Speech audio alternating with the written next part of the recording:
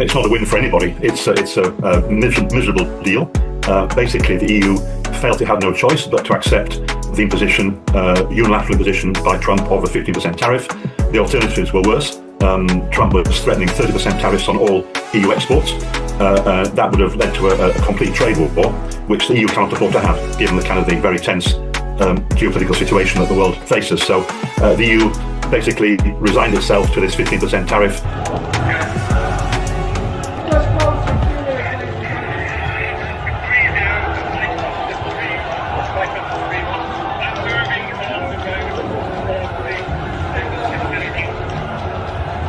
European Commission President Ursula von der Leyen, perhaps the most prominent advocate of that dreaded COVID passport, was out there advocating that we all have to have digital IDs because the future will be digital. You shouldn't have privacy, apparently. Yeah, that's what she believes. She claims that the IDs can be a real booster to emerging economies. The trick is to build public digital infrastructure, she said, that is interoperable, open to all, and trusted.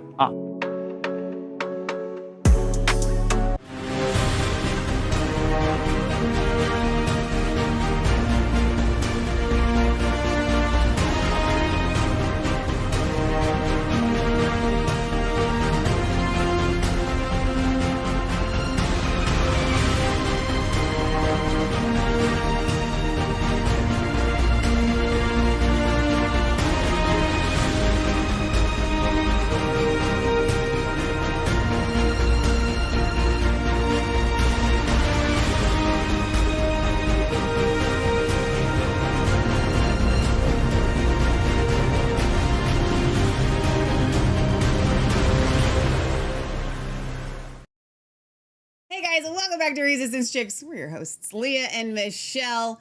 It's Sunday, which means we're going to take you all around the world with this week's top news stories, which include and are not limited to the fact that Trump has made a deal with Ursula the Witch von der Leyen and the EU. Now, the EU, and they're not exactly happy with the deal. They're not really happy. They're not happy times for them. What do you call... You're not, so there's the European, there's Europeans, right? But that doesn't mean that everybody in Europe is actually in the European Union, right? Because Sweden is not. Right. And so what do you call the government entity, the citizens of the government entity known as the European Union with the flag with the stars? Do you call them EUers? EUers. What do you guys call them? Because they're a separate. It's a political entity. It is. Like you need a name, right? There's Europeans, but then not everybody in Europe is part of the European Union, right? So what do you call yourselves? No, Unioners. Well, no, because that goes back. That harkens to like American history. I think that would be bad. No, so you guys don't have a good name. I need a good name because this is Trump's making separate deals over there in the. Denmark and Finland and Scandinavia over there. I don't even know. I don't know if Denmark's in the European Union or not. I know that he had make a deal over Greenland and stuff. Like he wasn't dealing with the European Union on that. So, well, here's the thing. So he still has to. Hang on, European Union. There we go. He still has to make deals with their countries. It's not like the European. It's not like everything with a country goes through the European Union. Yes, Denmark is a member of the European Union as of 1973. So, but Finland and Norway, I don't think Finland. Let's see if Finland and Norway are, because I don't think Sweden is. Okay, if I'm going to type, you have to talk. Okay, if she's going to. I usually do the intro, so if I'm typing, I'm happy to do it. You just started typing and talking. Okay, is Finland? We'll do it together in the European. Just put. No, because you want it in the Union. I can't just say EU. Right? Yeah. Because that would be the Europe. EU. No, yes, Finland is. Okay, so I think you might be wrong about a bunch of stuff here. Norway today. and Sweden. You're not invoking a lot of confidence in our ability to do world news. I know it's one of them. When you're missing some of these things right out of the gate. All right, so while Lee is looking up what countries are actually in or not in the European Union. No, Sweden is. Norway is not. It's just Norway. Okay. There we go. It's just Norway. Okay, so should we rewind and scratch that whole intro? No, just keep because going. you kept saying Sweden is not. I thought all the Vikings decided, we're going to be individuals. But you didn't. You're I can all only just a imagine bunch the of, chat right now from you're people all just that a bunch already of knew losers. that. Here's the thing, guys. You know, I saw somebody the other day embarrassing. say, I don't even care about Europeans. Nobody, guys, we don't learn anything about you people. Okay? We just watch Rick Steves. You have nice castles. All right? Even I've been doing this show. I've been doing this show since 2017. I mean, how many member states are in the European Union? But like, it's a, you know. They don't, if they teach this stuff in public school, it's really just memorization. It doesn't sink in. Like nobody really understands. Why would you care? But we care, and that's why we've been talking about the European Union, and we still don't know what the heck we're talking about for 8 years. Mm-hmm. All right, so also in this week's top world news stories. Yes. There is a march that took place in Manchester. It's huge. Yeah. In the UK. Mm-hmm. These marches, I'm always surprised at how many people show up. Okay, 100% that, and where do you park?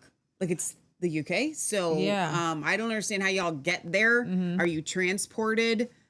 Is there some sort of like Star Trek thing I don't know about? Mm-hmm. I don't know how y'all get there, but no, I'm surprised at the amount of numbers that are then downplayed by the mainstream media. Yeah, that's true. This one, I don't think that it can be downplayed because the numbers are absolutely massive. Mm-hmm. And I really like that you guys do these marches. We don't, here in the US, we don't get, do you think it's the concentration of people in small areas? Because like we are not able to achieve the level of marches that take place around the world. Yeah. So I saw, I think we're just too spread thin. Down in our little town of Milford, there was a little get together, all boomers, all white people. And it was anti-Trump because of his immigration stuff. Right. So it's all white people for the immigrants. It's funny. Like, because here's the thing. They don't want them here. They don't want poor people here. They don't want immigrants here. They do want them to do, you know, put their roofs on and leave. Right. So, yeah. No, it's actually embarrassing. So, I want to talk about the tariffs because they went into effect. You want to go right into the that? First or second? I'm helping you do your intro. Oh, okay. And the reason why I'm talking about the tariffs, I don't really have a full, like, book-ended view on these tariffs because number one, they're changing all the time. Yeah. Number two, I don't know exactly the motivation of Trump behind them. And if I knew, then that would help us a lot. Yeah.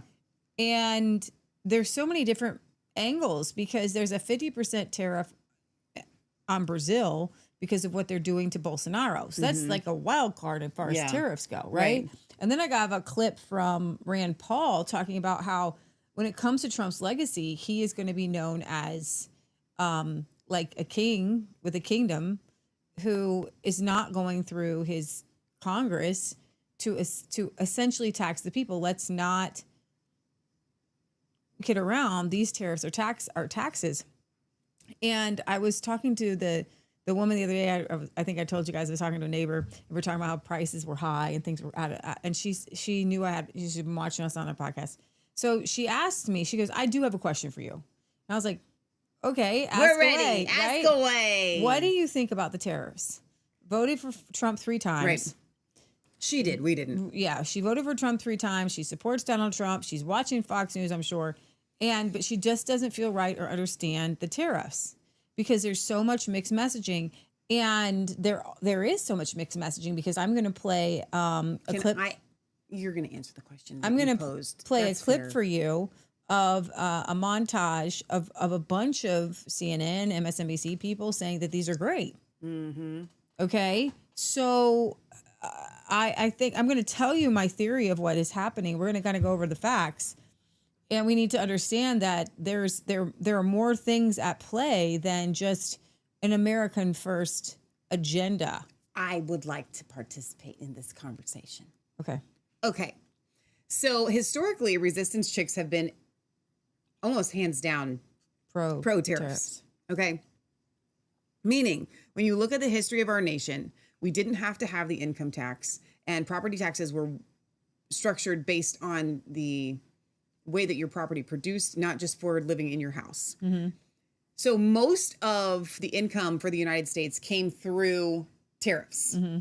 Love it. That's how it should be. Mm-hmm. It's a protectionist stance, though. Mm-hmm. It's not intended as much to make money as it is to protect what is already being produced in the United States.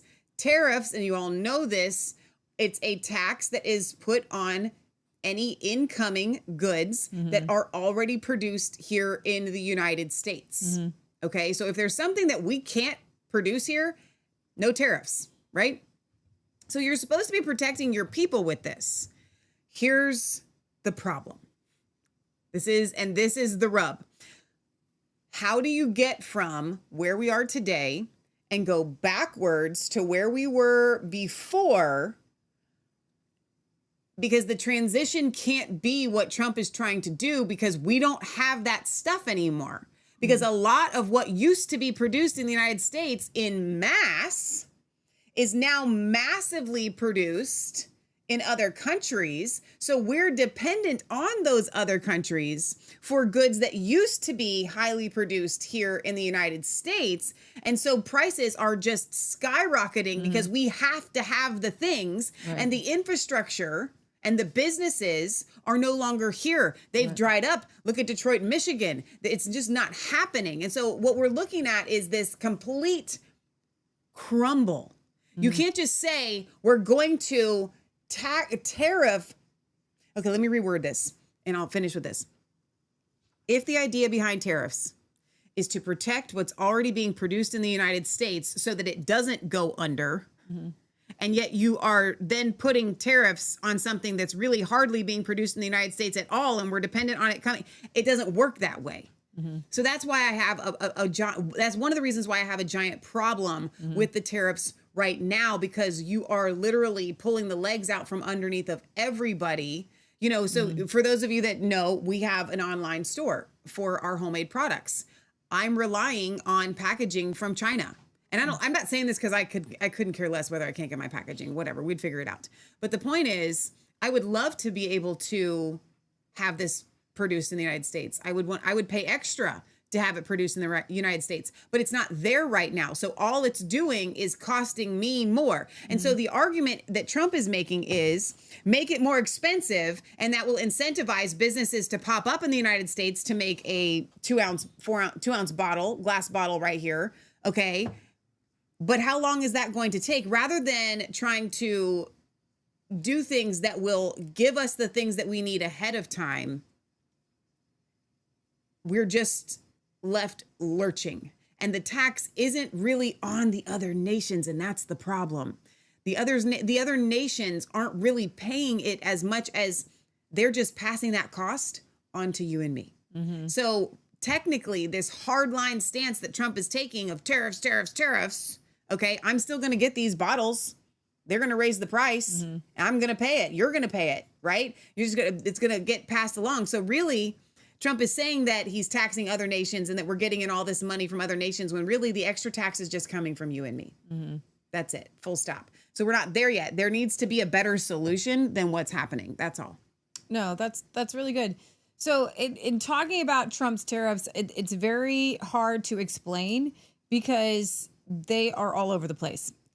4 months after Trump stunned the world and rattled global markets by unveiling Liberation Day tariff rates, his latest revisions, announced Thursday, so he keeps revising, and it's really hard to keep track of, and set to go into effect in a week, sparked fresh global equity futures selling early Friday morning with an average tariff rate of 15%. The world now faces the highest U.S. levies since the Great Depression days of the 1930s, and these rates are roughly 6 times higher than they were 1 year ago and will certainly lead to further rejiggering of supply chains. The new tariff rates are set to take effect in just 7 days, starting at 12:01 a.m. And this article was written on Friday. So baseline 10% tariff will apply to imports from most countries. Here's what you need to know. 10% global minimum tariff imposed on all imports. Canada, the tariff was raised to 35% from 25%. Canada is sticking to its guns, and the Canadians are ready to just, stick it out and starve to death. I don't know. It's an interesting move there. But goods under the USMCA remain exempt. Switzerland, a tariff increased to 39% from 31%. Swiss officials criticized the change, citing divergence from prior draft terms. We're changing that. We're changing that. We're changing that. 40 countries, that would be the EU, imports face of a 15% tariff on the, and the EU, Europeans are really not happy about this. 12 plus economies hit with even higher duties. China and Mexico, their deadline has been delayed by 90 days. So China put down their foot, and Trump said, okay, and went away crying with his tail between his legs, because you can't mess with Chinese goods, because everything you touch in your entire house virtually has a component that came all the way from China. 1,000%. Isn't that crazy to think about? It's terrible. It's crazy to think about that.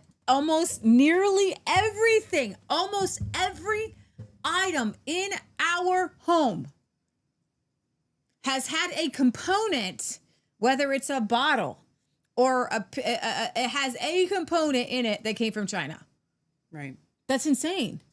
That's insane, right? Okay. So there's a list here of the U.S. reciprocal tariffs by trade partners. There's the August 1st rate and then the August 2nd rate. Looks like we're going down there for Afghanistan. The Afghanis are getting a deal. Bangladesh. These are, wait, no. The list of U.S. reciprocal tariffs by trade partners. So what you're explaining here, what I'm scrolling through here is on the right, if you're looking at your screen, is the rate of reciprocal tariffs that they had prior to this deal. So Trump's made a deal, and it's supposed to look like they've backed down. Switzerland did not. They doubled down. So the reciprocal tariffs went up for Switzerland and not down. Some of the places have stayed the same. The multi-month wave of tariffs threats. Like the Vietnam, the reciprocal tariffs that they had prior to this deal was 46. And no. Yes, No. Look at the date. Yeah. Sorry, I was thinking that I had a little dyslexia. It looked like August 1st, August 2nd, but I see 2nd. now There April you go. 2nd. So yeah, those they should have it backwards. It's a little confusing. It's a little. The orange confusing. is what it is now. The blue is what it was. So post Trump's deal, pre Trump's deal. Those are down a lot. They are down a lot. A lot of people are backing down. All right, let's go to some of these videos here, and we'll try to explain what in the wide world of tariffs is going on. The EU and United States have agreed to a sweeping trade deal on the eve of the August 1st deadline set by the US president. Donald Trump and the European Commission president announced the breakthrough on Sunday. The agreement will see tariffs of 15% on the vast majority of European goods. Though details remain sketchy, some industries are already emerging as winners as the EU managed to secure carve-outs for certain sectors.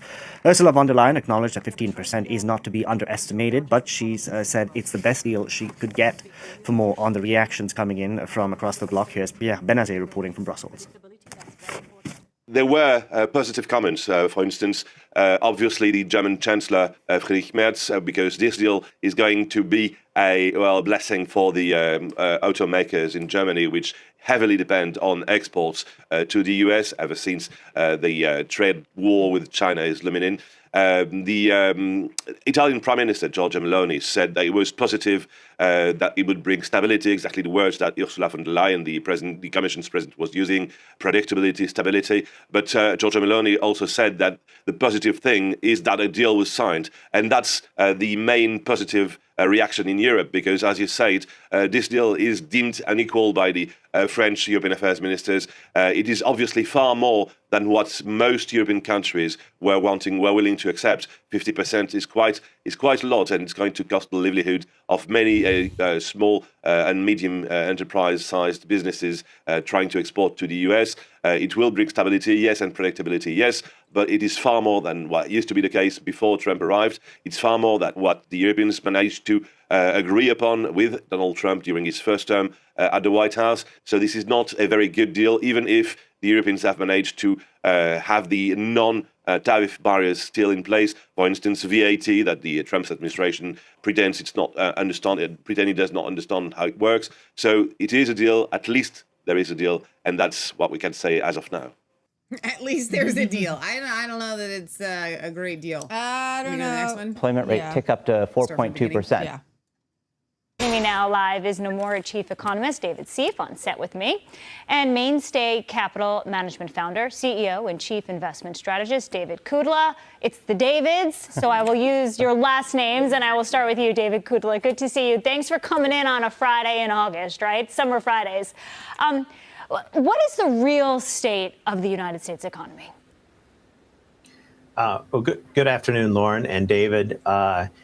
I think the real state of the U.S. economy is this. You know, we've talked about this on the show about a stagflationary light economy. What do we mean by that? We've got 3% GDP growth in the second quarter. GDP now is around 2.1% on the latest read for the third quarter. We just got a jobs number that was very disappointing. The revisions are disappointing. So we have an economy that's okay. Some concern about the labor market. I don't feel okay. And inflation, our inflation read was a little hotter than expected. So we're calling this stagflation light. That's really where we think we are on the economy. Does it concern us a lot right now? No, it doesn't. And we think that with the prospect of the stimulus coming from OBBBA and the So I'm stopping here. I just wanted you guys to hear. This is what the messaging is. When this they're is the not, talking point. Yeah, this is the talking point. This is not what we're saying. But if you back up, you have stocks tumble on tariffs, weak payrolls. There was a jobs report. I don't fall for any of this economy mumbo jumbo stuff. They act like it is the end all be all of life, like how the economy is doing. No, these are real people. I hate the word the economy. These are real people making real transactions, and you are willy-nilly going around making these kind of huge decisions based on people's lives and livelihoods. And when these guys are going on Fox News, who are supposed to be rah-rahing Trump and backing him up for the administration, they're saying, well, it's not really great. We're not really worried. That is them. They're actually screaming in the back, fire, fire, fire. But they have to have Trump come to the surface and say, hey, it's not a big, everything's great. Everything's great. So Trump is everything's great. These guys are like, it's okay. Behind the thing, they're saying it's not okay. It's not okay. It's not okay. It's not okay. The same thing that was happening going with Joe Biden. Trump, I don't know exactly what he's trying to do here. I think he's trying to pretend like somehow we can pay down 30 bazillion trillion in debt. That's not how this works, okay? This is not, you can't, what you're doing is you're trying to wring blood out of a turnip. The companies never, ever, ever pay. The countries don't pay. It's not like Bangladesh's government that isn't already taking taxes from its people is going to be paying the United States or whatever, okay? This money, it's not like the corporations, the bad guys, the people that you think have money. That's not, unfortunately, how these tariffs are going to work. But I just kind of wanted to give you guys an idea of where the Trump people... For the past couple of months, the U.S. has been trying... are kind of trying to play it like down. Like it's not everything's worried. Fine here. It's just a little stagflation. The job numbers weren't so great. We're not that worried about it. Yeah. To rush through bespoke deals with all of its major trading partners. This whole deal-making fiasco really kicked off after Trump's so-called Liberation Day on April 2nd, when Trump threatened massive tariffs on basically everyone. After panic in the financial markets, Trump announced on April 9th that the vast majority of the Liberation Day tariffs would be delayed for 90 days, sparking a rush to negotiate what the Trump team claimed would be 90 deals in 90 days. When this didn't happen, Trump extended the deadline to August 1st, and given that most of the countries on the Liberation Day list are still waiting on a deal, this deadline will probably be extended again. Nonetheless, we've now got enough deals on the table to get a sense of what Trump wants out of them. So in this video, we thought we'd take a look through all of the deals so far, and whether Trump is really winning the trade wars. Dive deep into the current state of America. Discussing our real thoughts is to basically threaten massive tariffs and then demand concessions from the other country in order to bring that tariff rate back down. And, well, this seems to have worked. Trump usually extracts some pretty eye-catching concessions, and while the final tariff rate comes in lower than he might have threatened, it's usually still pretty high by recent standards. With the EU, for instance, Trump threatened a 50% tariff rate, forced the EU Commission to make a whole load of concessions, including buying $750 billion worth of American energy products over the next 3 years, and investing $600 billion into the US, before settling for a 15% tariff anyway. I need you guys to understand something. We're not going to gloss over this, but I'm going to leave this up. Trump is not negotiating for your mom and pop service person. Like, he is negotiating for Europe to buy $750 billion of U.S. energy. Do you understand who he is negotiating on behalf of? It's very small amount of United States citizens are in a position to sell energy to the EU. Okay? So, but those same very, very few people give Trump lots of these. And they want to recoup their investment. Do you understand? Okay? This is not about American, like, farmers or little guys or all of you who take off work to go to a Trump rally. Because guess what? The energy guy is too busy trying to work the market to go to a Trump rally, but he will pay the $50,000 a plate to go to the Indian Hill dinner so he can shake a couple hands and be like, yo, Trump, I'm behind your tariffs. This is what we want from the European Union. Trump, do you guys wake up every day and be like, I'm thinking, Michelle, this is what I would really like to do. I want to make a deal. I would like my goods to be sold in Europe. So I would like to lobby the EU so that my stuff doesn't have a 15% tax. Name to me a ballpark, the amount of United States citizens that wake up every day thinking, man, I really wish that there were less tariffs on my goods going to Europe. Yeah, I don't even have a figure for that. It would be so tiny. So when people are saying Trump really worked great for the United States, it's not as if the United States government makes energy. Right. So then that would go to the rest of the people. This is it. We're not Venezuela. Venezuelans are get like a payout. In everything that you just said, that's the energy. most important. So let's highlight that and then we can finish this. But like, it's not like they're buying it from the U.S. government. It's not like the U.S. government is going to get this direct. Now, there will be taxes, right? You've got, income taxes or whatever. But these people find loopholes. That's not the same thing. Yeah. So essentially, Trump's not saying, oh, look, they bought it from the U.S. people. Right. They just bought it from some very rich couple American citizens or companies. Thank you. So then, now, but we get cool things from Europe. Yeah. We get some Kerrygold butter, right? We do. Yeah. I go to Jungle Jim's. Jungle Jim's are really cool because it has like it's the only store that I know of in any region that has products from every country. Well, Trader Joe's. It's the equivalent of Trader Joe's. So Trader Joe's and Jungle Jim's are the same thing. Oh yeah, that's never what they been do. in there. Right. Well, because we don't have a Trader Joe's Is near it us. big? Jungle Jim's is huge. It's pretty big. Okay, well, Jungle Jim's is huge. And we go in and there's like a whole aisle for Poland. Yeah, I think that Trader Joe's has the same stuff. So it's really cool. Well, but I'm not usually going there to buy a lot of stuff. So let me just tell you. But here's the thing. This is my question. What are some of the things are IKEA pieces of furniture actually made in Sweden? I think so. And is IKEA going to Yeah, because a lot of the directions are in Swedish. Yeah, they are. I can't read it though. Right. Definitely. The way that they come in that box, yeah, that Americans didn't put that together. Right. So let me explain something. And Chinese didn't. I'm going to explain something to you. Do you want me to make this big? See. No, it's okay. You're going to see. Because I'm pointing to this. You're going to see. You're going to see that the things that you might buy from Europe. Because here's the thing. Raise your hand if you're a Euro snob. In that, you would rather buy something from Europe than even certainly from China. Oh, 100%. The one thing that I keep thinking of is the pasta that we buy. We have pasta that we buy that's from Italy that it's going to be 15 cents more. Love. Mm-hmm. Well, it's more than 15 cents on the dollar more. It's 15%, so it'll be 15 cents on the dollar, but 15 the cents on pasta's the not dollar. a dollar. Yeah. So yeah, exactly. Exactly. So 45 cents. Yeah. So, but and you're right about the European pasta because we know that Italian flour doesn't have the GMOs. It doesn't have the Roundup. All of that. So I encourage you, if you don't buy if you're going to buy pasta, buy it all that's imported from Italy. It's not that much more expensive. So for those of you that shop at Kroger or a Kroger affiliate, it's private. A lot of the private selection, sometimes you can get it and it'll be from. Right. Exactly. So guess what? Those prices are just going to go up.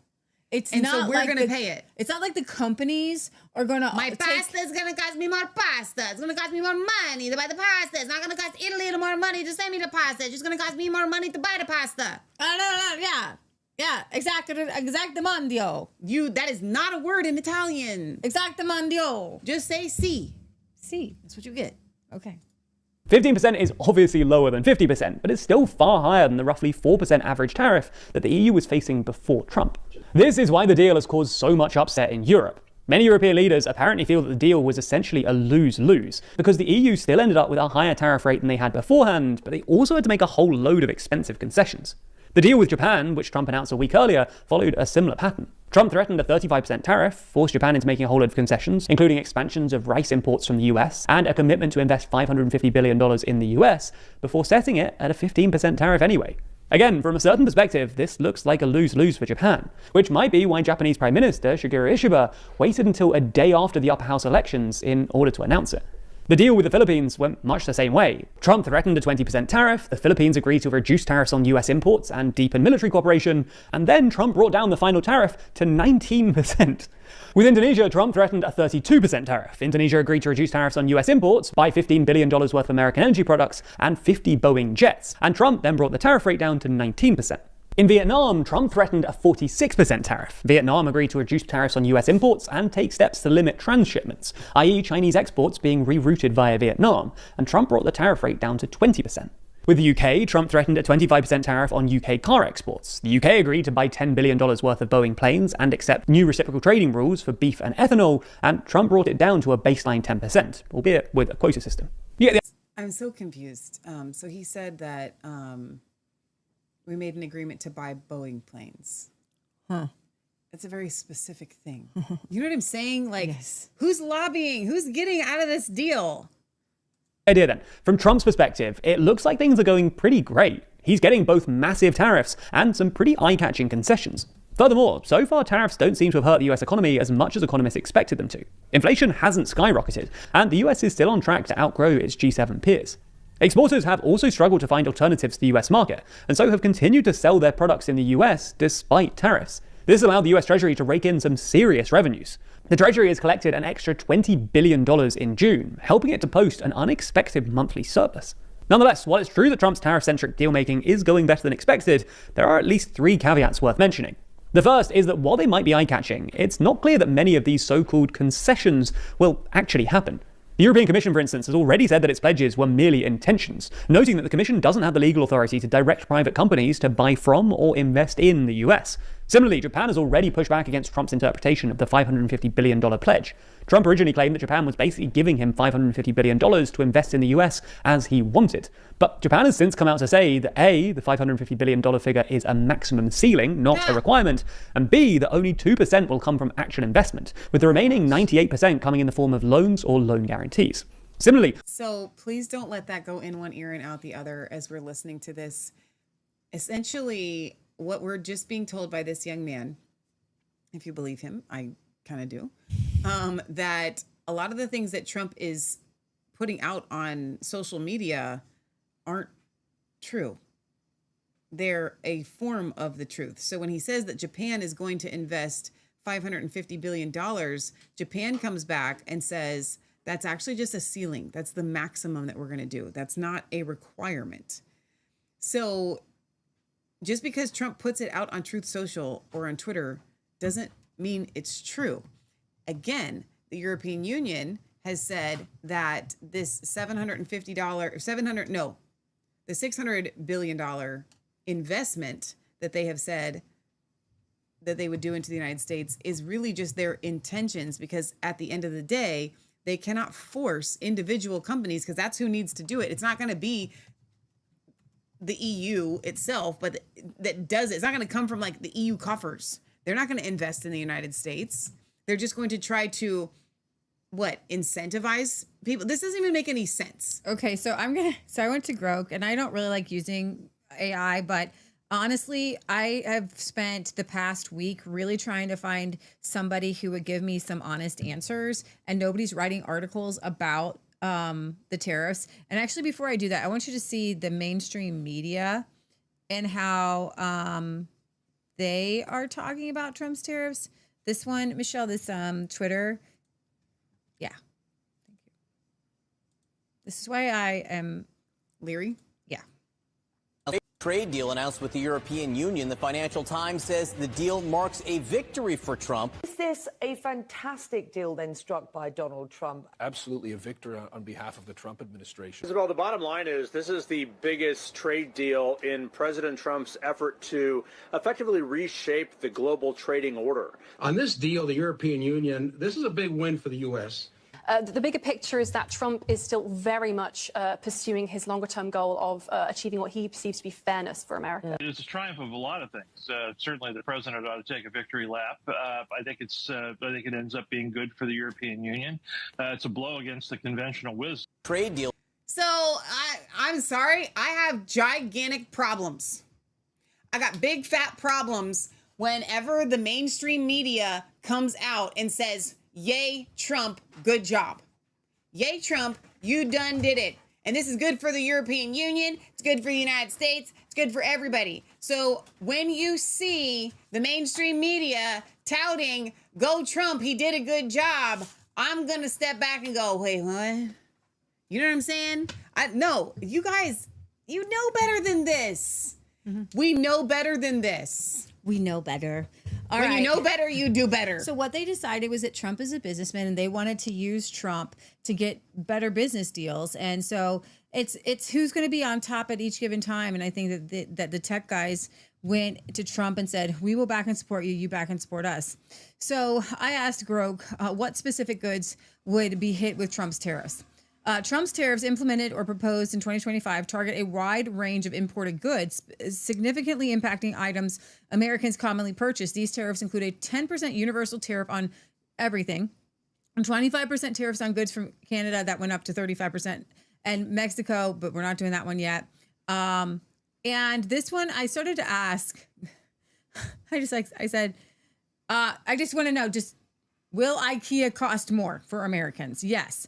IKEA prices are likely to increase for Americans due to President Trump's tariffs implemented or proposed in 2025. IKEA sources a significant portion of its furniture and home goods from countries like China, which will have a tariff, Vietnam, which does have their tariff now, 20%, and Poland, actually, 20% reciprocal tariff, which are subject to the 10% universal tariff and the higher country-specific tariffs. Furniture, a major import category, could also see price hikes of 20 to 40% as retailers pass on tariff costs. For example, items like sofas, dining tables, and shelving units, which are among IKEA's top-selling products, are heavily imported, and industry reports indicate that companies like IKEA are already planning price adjustments to offset these costs. What's a price adjustment? They're just going to hike it, so you got to pay it, man. So then I said, well, shoes cost more. Yes. Shoes are likely to cost more for Americans due to President Trump's tariffs in 2025 because of the Vietnam tariff. Indonesia has the 10% tariff, and then major brands like Nike, Adidas, and Crocs, which rely heavily on these countries for production. So what's amazing is that these are American countries, but this is what happens. You offshore, and Trump is acting like, okay, God help me explain this to people. I don't actually know. Adidas are they still? It's actually Adidas. I know it is, but everyone knows it. No, as Adidas. it's Adidas because they're German, right? Are they still German? Are they still German? So I have a question on that one. But Nike is an American company. So here's the rub. Okay, Bumpkin. Michelle, let's pretend we actually had U.S. shoe. So we used to take care of an older guy, and he was an executive at U.S. Shoe, and he said that they had these machines, right? They had the Italian leather shoes, and they had gym shoes, and they had machines that would run these shoes over and over and over again to test the glue and to test the wear on the shoe. Yeah. And he said, because I was showing him my gym shoes were kind of peeling apart, and he's like, "You're kidding, those look brand new." And he said, that would not fly with our shoes. Right? Made here in the United States. He was literally directly involved in making sure there was a shoe manufacturing that glue was the highest quality. And he's like, listen, if back when I was doing it, the quality of glue was available, it's available. Right. And so this was a manufacturing down in downtown Cincinnati. It's gone out of business. Why? because they've offshored things to Bangladesh and Indonesia. Right.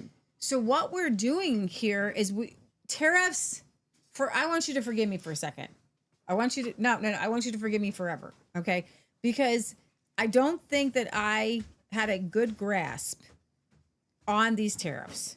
And I guess we all didn't really, and my brain was not putting it all together. So let me explain to you, as you're talking about historic tariffs. Historic tariffs would be awesome. Yeah. I love tariffs because we have, and this is how tariffs are supposed to work. We have a manufacturing company, pays good wages, good jobs. Yeah. A man could support his family at USU. Yeah. They're treated great. You could, I mean, I know this company, Right. USU. I remember, you know, I don't know if I remember it, but I know this company. And I remember talking to Jerry about it. People were paid a decent wage. They got benefits. They got retirement. It was like a real company, right? And so what a tariff would do is say, no, Nike, even though you are quote unquote headquartered in the United States because you are a snob and don't want to live in Bangladesh or Indonesia, right? Okay. But you're going to go to Indonesia and Bangladesh and Thailand and you're going to outsource these goods. We're going to say no. Yeah. We're going to say no. We're going to put a tariff on all shoes. And that if you're going to be making shoes, you make them in the United States. And so we're going to protect U.S. shoe from cheap foreign shoes. Right. Right? And that is what a good example of a tariff. Let's say we grew coffee in the United States. And we had a lot of really good coffee growers that, you know, spent a lot of money and time into the. So what we would do is, I'm sorry, Brazil, you know, we're going to protect our American coffee growers from 100%, you. Yeah. With all of these kind of universal businesses and these international businesses, tariffs are just now taxes. Yeah. And they're not helping the little guy. They're not a protectionist feature. That's not what they are at all. They're just taxes. Lee, I would like to read some comments when you're done. Okay, let me just do a couple more here. Go ahead. So, for example, a $100 pair of sneakers would rise to $110 to $130. Wow. Retailers like Walmart and Target, where Americans frequently buy shoes, are also likely to reflect these increases. Will coffee cost more? Yes. Coffee is likely to cost more for Americans due to Trump's tariffs. The U.S. imports 80% of its coffee beans, primarily from Latin American countries like Brazil, which is going to have a 50% tariff effective rate. Colombia, a 10% reciprocal tariff. Roasted coffee prices already have risen 12.7%, and instant coffee 16% year over year from June of 2025. These tariffs are expected to drive taxes higher. For example, a standard bag of coffee beans or ground coffee at a store like Walmart or Starbucks could see price increases of 10 to 20% or more, depending on the supply chain impact. So when you start looking, and I'm not going to be a panicking. I'm not going to be a panicking. You Okay, just made up a word. A panicking. Okay, but if everything we buy, and unfortunately, we have to put this into perspective, and I'm doing this live on air. Okay, and I'm going to get to your comments, guys. We don't make stuff here. We don't make a lot of stuff here. We're consumers. Yeah. Tariffs don't work for a consumer society. Country. Tariffs would work if we're like Brazil and we're exporting coffee and all the fruit and, you know, leather, and they're exporting, like they're just boom, boom, boom, boom, boom. But we're consuming them. Yeah. Okay. So tariffs aren't really going to work. And so if you're thinking on the bottom line, if you're looking at your bottom line, your income is going to need to raise 15 to 20% this year just to keep what you normally buy at your budget. So let's say you make 50 grand a year, just simple. Okay. If you don't make 12,000, 10% is going to be 5,000. If you don't make $7,500 more a year this year, and these go in effect, and let's say they're in effect for a year, you will have, and you don't buy anything different. It's going to cost you $7,500 to $75. No, you just have to. We will all have to live below what the standard that we've been living at. No, what's going to buy less? No, but you won't understand. This is worse than the frog in boiling water, right? because these 10 to 20% tariff things, you don't notice it. You don't feel it at 10 to 20%. You don't feel it because you'd only feel it like at the end of the month. Yeah, that's what I'm or saying. Or the end of 2 months. But then you're like, wait a minute. So do I stop buying the Italian spaghetti? Like, what do I do? Is there an alternative? Right. And in a lot of cases, there's not an alternative. Right. So I'm with Leah, not to freak anybody out, because we're going to pray. We're praying against this, and we're praying that God's people will be protected. And that's what we see throughout the Bible, right? When the plagues came on Egypt, the children of Israel were protected. And there are so many scriptures that we could get into about how God's people will be protected. So I'm not going to say that God's people will be protected on a whole, because it's all about the open doors that you have. But you in particularly, when you seek God, God wants to protect you. Yeah. But we have to stay in this place of obedience, of seeking him. And we have to understand that this is a spiritual warfare. We can't just sit back and just talk about it. We can't just say, oh, look, this big thing is happening. And we can't just sit in a shell and hunker down and say, oh my gosh, whatever. This is a spiritual attack and affront on not just America, but on the world. And this is the devil coming to consume, to steal, to kill, and to destroy. And we have to fight it like that. We have to fight it like it is spiritual warfare, because that is exactly what it is. The devil is coming to take and take and take from you. And so we have to fight it at every turn and trust that when we do fight the devil, God will take care of us. That's what Lee and I have been doing this past week, obviously in the last 8 months, but specifically this past week, we're trusting that God protects us when we fight for him. So I do want to get to some of these comments here. Unless you want to go ahead and read that. One more thing, because this is really. Go ahead. This is, we're looking to try to get a new used car, and I'm really looking towards Toyota if I can find only because we need cars that aren't going to break every 5 seconds. Chevys, except for like the Tahoes, and Chevy and Ford. I'm sorry, they stink. They stink. And when you do the research, they last 10 years. The Toyotas and the Hondas last 20 years. I mean, it's just, you get to, and the Subarus, you just get so much more out of them. This right here is a tax supposedly to allow for, better allow for American made cars, but American made cars aren't really made in America. So will cars cost more? The tariffs include a 25% levy on imported vehicles and auto parts under Section 232, plus a 10% universal tariff on nearly all imports. Additional 25% tariffs apply to non-USMCA compliant goods from Canada and Mexico, key sources for auto parts and vehicles.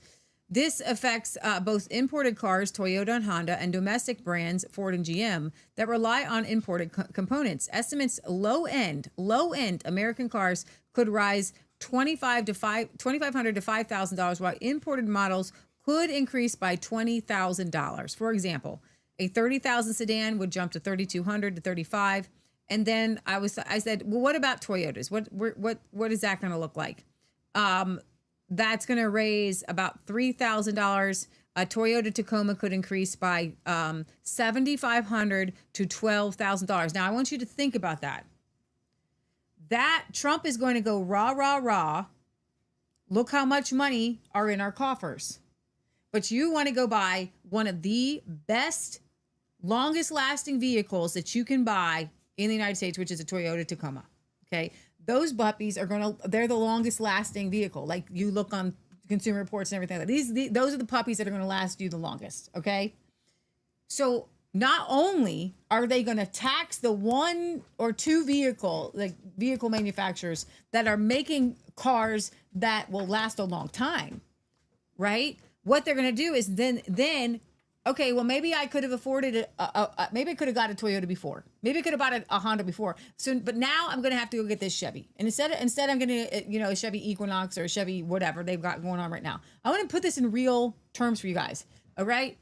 God forbid you buy a Kia, right? No. All right. So, hating on anybody out there. There's got to be a ton of Resistance Chicks viewers that own them because they're everywhere on the road. Right. So we don't want to go hating on Kia owners. No, I'm not hating on the owners, but I'm saying components break. So yeah, they do. Having older vehicles, struts go out, sway bars go out, sway bars and links go out. But when you hear from like the Toyota Highlander owners, they're like, never had anything go wrong. You know what I mean? Like those components don't go out, right? But if you look at like some of the Chevys, even the Cadillacs and things So like essentially what you're getting at is you pay for it over time. you're going to pay so much. So you're going to pay so much more over time. And so that the tax on Americans, and Trump is going to be like, yo, look at it. We're going to pay down the debt. And it's like, wait a minute. So what you're saying is that if Trump had knocked on your door and said, Michelle, we're going to pay down this debt. Give me $7,500. Right. You would have people in arms in the streets. Sure. Instead, he's saying, you know what? You Toyota owners who are the smartest people on the planet when it comes to buying cars, okay? Or your richer cousins, the Lexus people. I've spent way too much time researching quality cars. Lexuses are the fancy Toyotas. Okay. But anyways, your richer cousins over there, you guys, you're going to pay me the tax.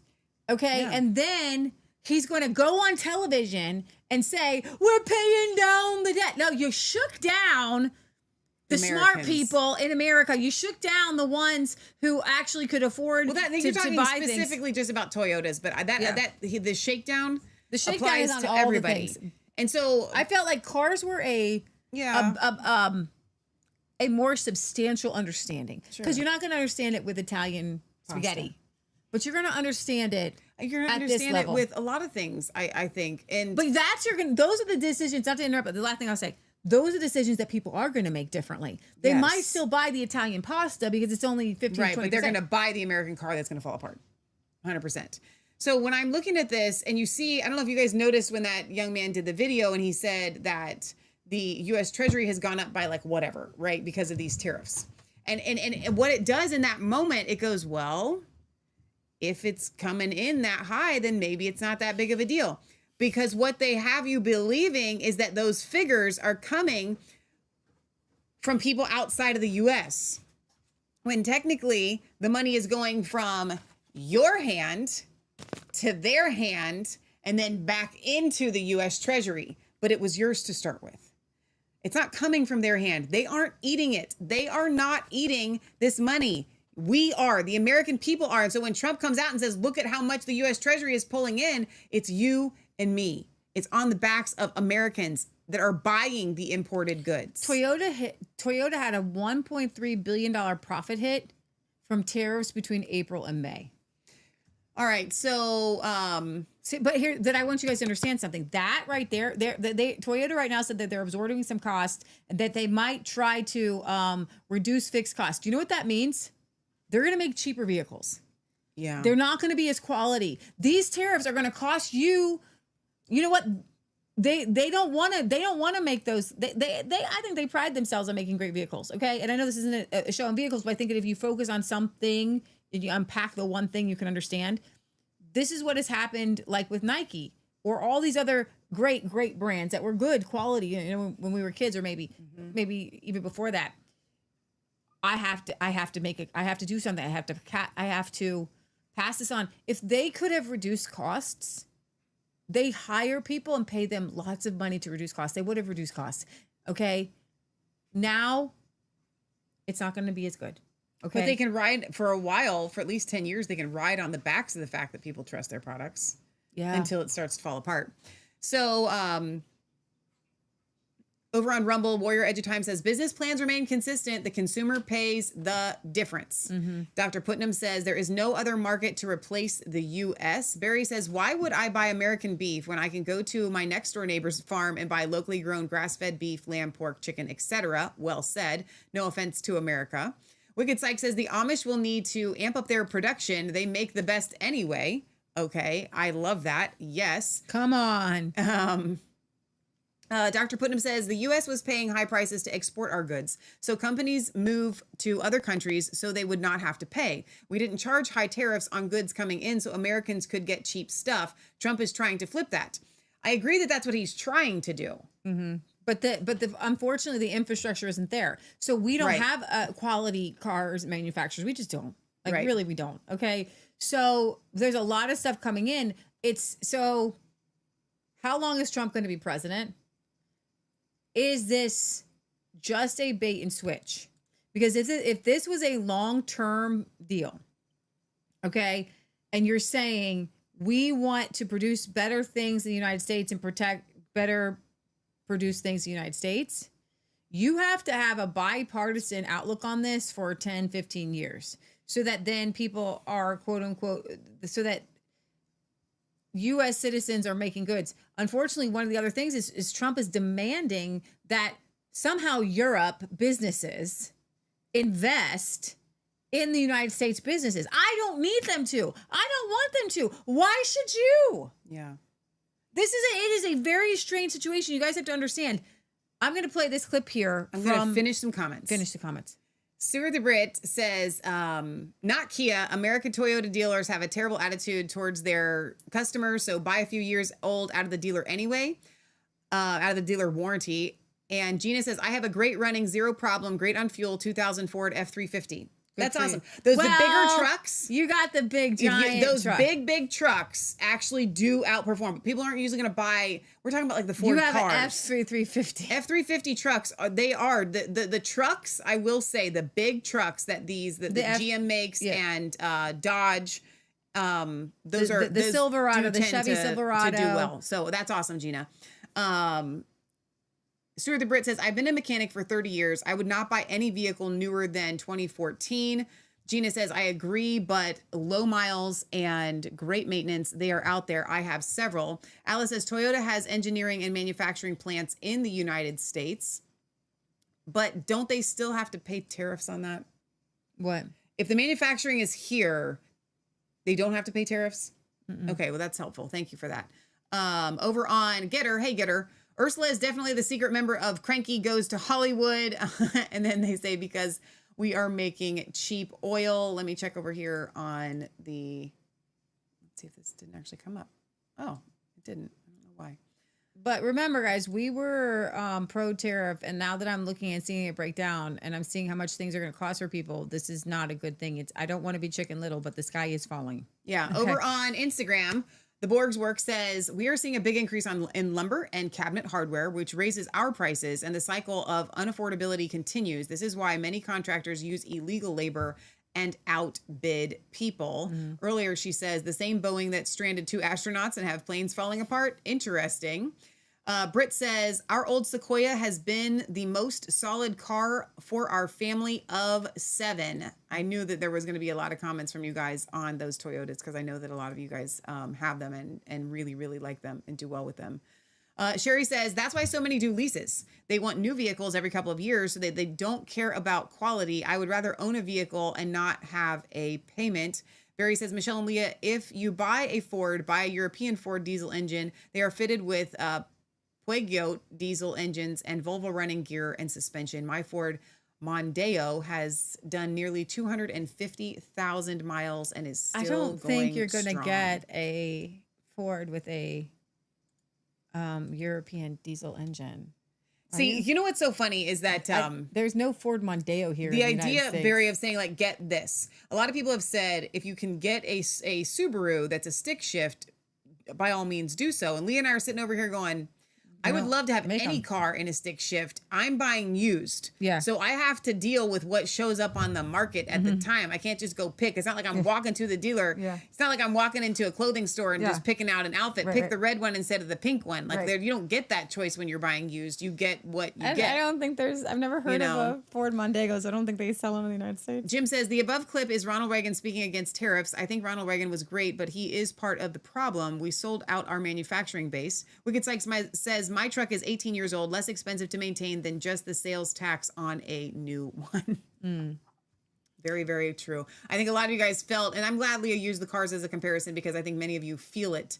Everybody does. It's like the hardest thing in the world, to pick. It's so funny when I see people like, oh, my cars have lasted forever. I'm so glad for you. You have all these used cars that last forever. You want to sell one? Because it's hard to find a good quality car. I mean, you have to look at the year. Like there's some years that are just lemons of a really great car, right? So anyways, it's a difficult thing. If you come across a good one, then praise God. Over on Resistance Chicks channel on YouTube, which we are back over there. Not very many people have rediscovered us over there, but we are streaming live over there, so I don't want to forget those comments because I'm glad that you guys are here. Alex says the IMF World Bank practices fractional reserve banking by special drawing right. So that's immoral. You want to go do that? I'm the only one that's asking the questions. God or Jesus wouldn't allow this to go on this planet, but the humans are why you're not talking about this. I'm so sick of this. CRAP. We're all sick of it too. JC says their plan is to data mine energy from humans to build the blockchain for digital currency. AI will earn energy from that. Jesus warned us about the beast system. It's here. As long as they could watch movies, buy what they wanted, God was no longer the center of the family or the individuals. Cars, washing machines, everything designed to break down $1 million homes are built with flimsy material. Yes. People are vain and no longer care about quality in their work. Developers interested in bottom line cut corners. Pride is misplaced. We care more about an expensive pet than a human life. Yes, JC, we are reading this. Nobody's going to read any of this. Going back to prayer for afternoon blessings. Definitely read it. And super important comments there. All right, let's play this clip here with Rand Paul with Russell Brand. I know how we feel about Russell Brand, but this is a great clip with Rand Paul explaining the fact that, guys, these tariffs, they're taxes, and this is taxation without representation. Because we are it's not like we just we want Trump to figure out how our taxes should be. That's not how that works. Do you think that the big, beautiful act, as it is now, is what will come to define Donald Trump's presidency? Or will it be the Epstein list, which has, for me, become a kind of synecdoche now, rather than an actual list that means, are you any different from the former administration? I think if we step back and we look at the Trump administration and Trump in history, the big debate will be over executive power. And this isn't a new debate. We had it with the kings of England. We tried to form a republic where we limited the power of the executive. But Donald Trump has grabbed up a lot of executive power and is operating through emergency. So basically, one of the big items I think he will be remembered for is tariffs. But it's not tariffs being done through Congress. It's tariffs being done by royal edict or executive edict. And these edicts really aren't passed by Congress. They're simply him taking up this power. It's working its way through our courts. And we've had one federal court already say that he can't do it. And we'll see what happens when it gets to the Supreme Court. He's using a law that was used to allow him to do sanctions on other countries. He's using it to create tariffs. But if you look at tariffs, they're simply a tax. And in our Constitution, we have a very specific rule that says taxes must originate in the House of Representatives, go to the Senate, and then come back and be passed. The tariffs are never being passed by Congress at all. He's completely done an end run around Congress. I think the debate over how much power the executive has will be what he's remembered for. He's doing it in the hiring and firing, too. So the Supreme Court and the other courts are upholding his ability to hire and fire, and I think that's a good thing. On the issue of tariffs, I think the court will ultimately rule against him. So I think the entire regime of tariffs that is out there, there's a possibility that the legal rug is torn out from under them and that there will be a legal prohibition on what he's doing. That would be extraordinary, and I don't think many people are talking about it.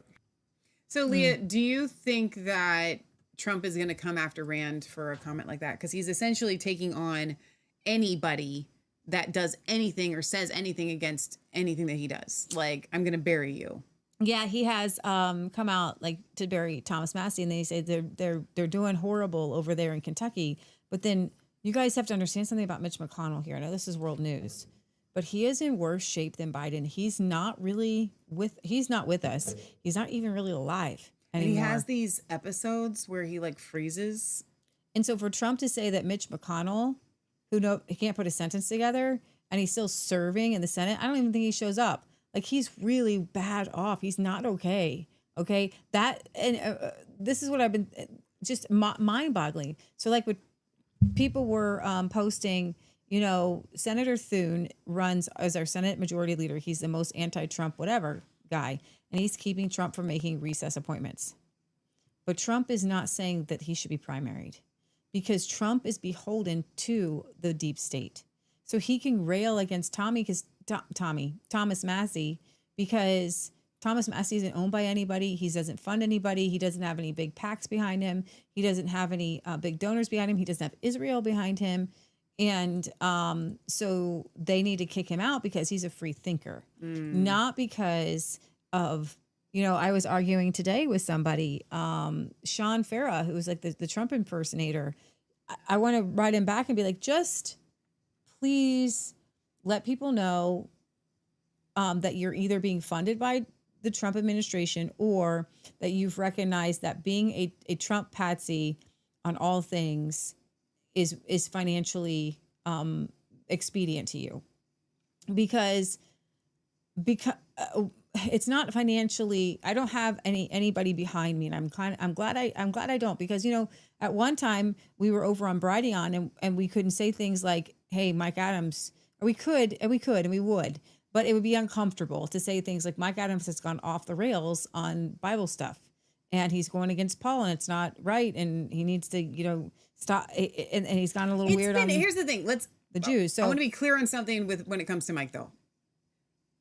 We don't listen to Mike anymore, right? And I've seen Mike, and I hate to say that I love him, by the way. He goes and he gets really, really excited about a thing, and then he moves on to the next thing, and he gets really, really excited about that thing, and then who does that sound like? But my point is, when he was calling out Paul and doing that whole thing, that was like 6 or 7 months ago. Maybe he's changed since then. We don't know. I don't know is what I'm getting at. But at the time, we did call it out on our program because we had to. We're like, dude, Mike, you're throwing Paul under the bus. He was throwing kind of the New Testament under the bus. But if we're going live on Fridays and Brighteon, that's going to be a hard thing to do. 100%. So I'm just being straight up honest with you guys. Right. That's a little thing. We didn't really get, we were on that channel then, right? And so it's a very difficult thing to do. So you just need like some sort of thing. Like, this is a promotion.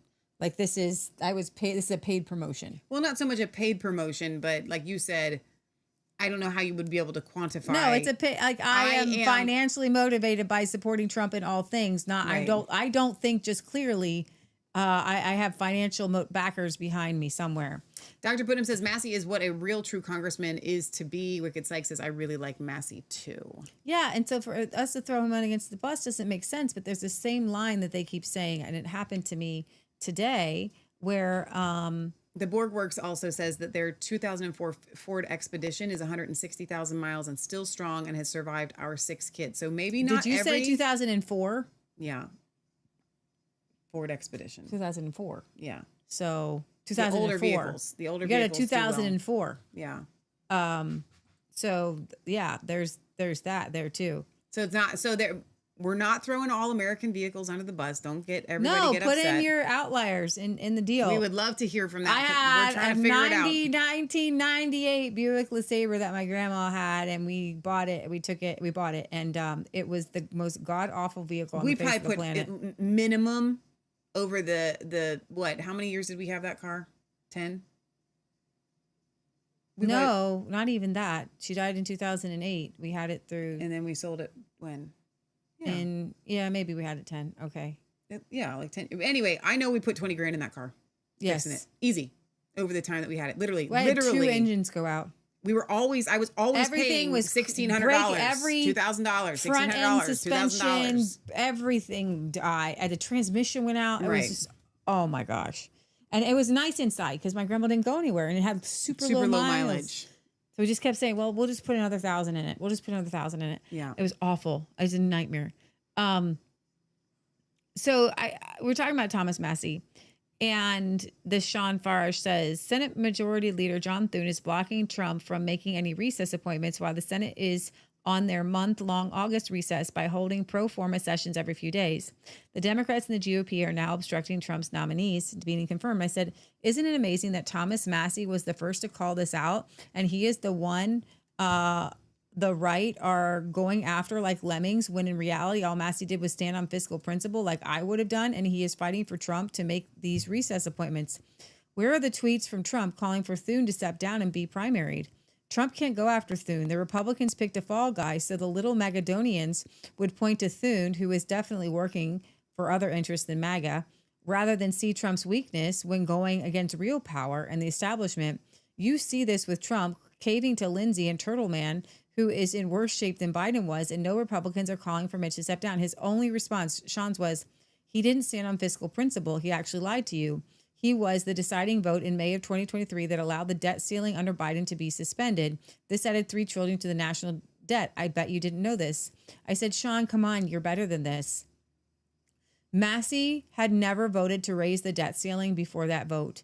We all remember the shenanigans that went around. This is silly. There was no deciding vote other than other people voted too. To say that Thomas Massey, it all came down to you, and they came and said, Thomas Massey, there's one vote left. You need to vote with us. No, it actually, what he's talking about is that was to get it out of committee, and he wasn't the deciding vote. Other people voted too. It wasn't 1-2. It wasn't 1-1. Okay. Why are you blaming anybody else? He tried to make a deal with McCarthy that would actually keep the government funded and guaranteed reduced spending. This isn't just a mischaracterization. Sorry, miscarriage. Oops. And this is plain lies. I covered it all the time ad nauseum. There were all kinds of House wranglings. McCarthy was trying to wheel and deal. And what I said was, the final House vote on that, if anybody ever wants to know, was 314 to 117. And the messaging coming out of the Trump camp is Thomas Massey was the deciding vote. But he was a extra vote to get it out of committee. But the final vote was bipartisan, 314 to 117. You guys remember when they were doing all that stuff? The Fiscal Responsibility Act suspended the debt ceiling until January 2025, allowing the government to borrow as needed to meet existing obligations without a fixed increase. No specific $3 trillion was tied to that. So this is what is coming out of the Trump sycophant camp. You're not going to get Trump sycophants here because I'm not paid to do it. And I have this number in my head. Donald Trump votes conservative 43% of the time. That means 67% of the time he's voting against me. Now, if Trump does something 43% of the time that's positive and what I would do because he's there to represent me, then I will praise him. The problem is that right now he's doing things that do not represent me. However, I don't think we're ever going to praise Trump at this point. We used to. We will praise the thing. Right. That's a good way to put it. That's a good way to put it. We're going to get to the Canadian and let's get to the Brazilian tariff here. This one, I kind of feel laughing at, and it's not so bad. I actually kind of think that this one's okay for a minute, just for a minute. So on Friday, Trump imposed the unprecedented, whopping 15% tariffs on all products imported into the U.S. from Brazil. Now, Brazil has this gag order on Bolsonaro. He can't even talk on social media. So that's what this is about. It's about using a tax to help your political friend, which I don't think you can use. I don't think you're supposed to use, and I don't think it's constitutional. But it's kind of funny. So I don't know. Including nearly 1/3 of all coffee Americans consume daily. This is despite the U.S. having maintained a trade surplus with Brazil, amounting to hundreds of billions of dollars over the past decade. And it's all tied to the political firestorm of ex-leader Bolsonaro's trial and Trump's effort to defend his friend known as the Brazilian Donald Trump. So this 50% tariff on selected Brazilian imports is the highest rate currently applied on any nation across the world. And with a tiny Switzerland coming in second, having been shocked by its 39% tariff rate, which are the highest tariffs in Europe. On Switzerland, the BBC writes, it's the one story dominating the news and the airways on Friday. One newspaper, Blick, described it as the country's biggest defeat since French victory in the Battle of Montenegro. Wait a minute. Marignano in 1515. Wow. Okay, that's a. Did people die there? Because are people Just dying say now? 400 years, man. Okay, but on the Brazil front, President Lula has slammed Trump's tariffs as blatant political interference and says the government is preparing to respond. We've always been open for dialogue, he wrote on X, Twitter. We are working now to respond to the U.S. tariff measures. Only citizens and institutions of Brazil have the right to determine the country's path, including the relations with the United States. The U.S. has included some exemptions. So soften the blow by excluding sectors such as aircraft, energy, and orange juice. Gotta have your orange juice, I guess. Aircraft, energy, and orange juice. Trump announced the tariffs, some of the steepest levied on any economy in the U.S. trade war, as his administration also unveiled sanctions on the Brazilian Supreme Court justice who has been overseeing it, Voldemort there. So if you're looking at the graph here, these are the top 20 Brazilian exports that actually come into the U.S. In the green, those are the ones that are exempted from the 50% tariffs, and the orange are the ones that are affected. So the ones that are exempt: crude oil, refined oil, semi-finished iron and steel, wood pulp, pig iron, fruit and nut juices, petroleum, coke and residues, alloy steel, aluminum oxide, building stone. So the ones that are affected are coffee, construction machinery, frozen beef, sugar, electrical transporters, wood continuously shaped, I don't know what that is, engine parts, preserved meats, and tractors. It feels like a lot of the non-affected ones are for big business, and the little ones are just to affect us. Yeah. As that seems pretty one-sided. It definitely does. Yeah. Okay, so Canada's not so happy. With the tariffs? No. Yeah, they've been complaining about this for a while. Even the conservatives are angry. No, the Canada. Like Pierre Poilievre? Well, yeah, Canadians. Poilievre. Yeah, but I want to play this here. This is over here. Mark Carney, he won prime minister there in Canada. They did not get Pierre Poilievre. He promised to stand up to Trump and secure the Canadian best trade deal. I guess this was. And go ahead and play this. Doesn't have any volume. Oh, it doesn't? No. I guess it doesn't. That one doesn't have They're volume. just laughing. All right. Where is my next one on Canada here? I think it's over here. Let's watch this one. This is breaking down no deal for Canada. Take it not so much or not so good. Well, imagine like the president truthed out that the Canadians put out, oh, we're going to recognize the Palestinian state. I mean, come on, don't be so tone deaf, right? The president is totally into trying to get peace in Gaza, and you're throwing your hat in the ring from Canada? Come on. You know, they still haven't solved dairy. They still have 2 countries on the whole world retaliated against the United States of America tariffs. China, which we all know, and Canada. So, you know what? I just don't see the president stepping off the gas. Now, Mark Carney came down, had a really nice lunch with the president when he first got elected. You know, if he makes that call and if he starts turning on the charm and if he takes off his retaliation, let's, you know, and stops the silliness, maybe the president will let it down a bit. But right now, 35%, that letter he sent is surely in the cards. So, Leah, what do you think this is going to do for the average Canadian? That's a good question. I think that they're holding out for sure. And I don't know exactly what we're bringing. I know that they have their own different way of looking at life over there in Canada, where they are very protectionist. And so it looks like the imported U.S. goods, Canadians' retaliatory tariffs, they have 25% on 30 billion of U.S. goods, potentially expanding to 155 billion. Target items like whiskey, household appliances, sporting gear, and energy products. This increases prices for popular U.S.-made goods. So Canadians will have to spend more for Jack Daniels. That's funny. So I've pulled up here Canada exports to the United States. So U.S.-made appliances like refrigerators are going to cost more, and clothing brands. Wait, I want from the U.S. That's what I want. I want from the U.S. to Canada. Yeah, so brands like Patagonia or Nike, if sourced from the U.S., could become pricier. U.S. tariffs disrupt integrated supply chains, raising costs for imported produce like avocados, tomatoes from the Mexican face of the U.S. tariffs, affecting Canadian prices, and processed food. For example, a 3.4% short-term increase in food prices is estimated. So a $100 grocery bill is only, $100, $103. You know what I'm finding interesting? Because I was looking at these two comparisons.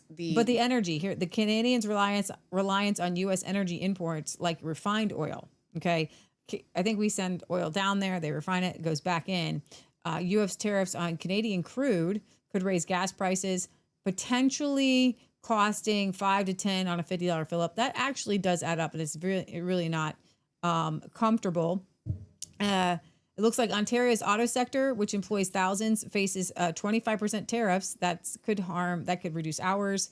That could lead to layoffs. Lumber and steel and aluminum. British Columbia's lumber industry and Ontario's metal sector face 35% to 50% tariffs, risking job losses in these regions and a higher cost of income possibly there.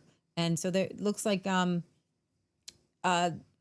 July 2025 Bank of Canada survey found 55% of Canadians are cutting back on U.S. travel and purchases, with 33% shifting to domestic travel. For example, a family might skip a trip to Buffalo instead of going to Florida.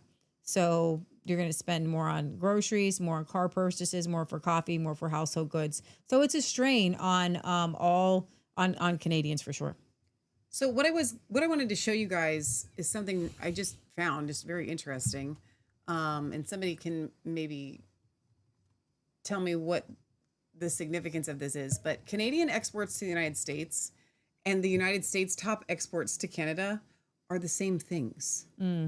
So I just found that really interesting, that the types of things that they're like top exports to us and our top exports to them are the same things. So why not wood, electrical, aluminum, pearls, pharmaceutical, vehicles, mineral fuels, machinery, plastics, like all of their top ones are the same as our same top ones. So maybe we should just be one country because we're kind of the same landmass, which is why we have all the same resources. You know, I just say we're kind of the same kind of people. I just find it really interesting. Canadians Like, and we're fighting Americans- over tariffs, and I'm going like, but we make the same stuff. Canadians and Americans, does it feel a little bit more like just another state? Just like bigger?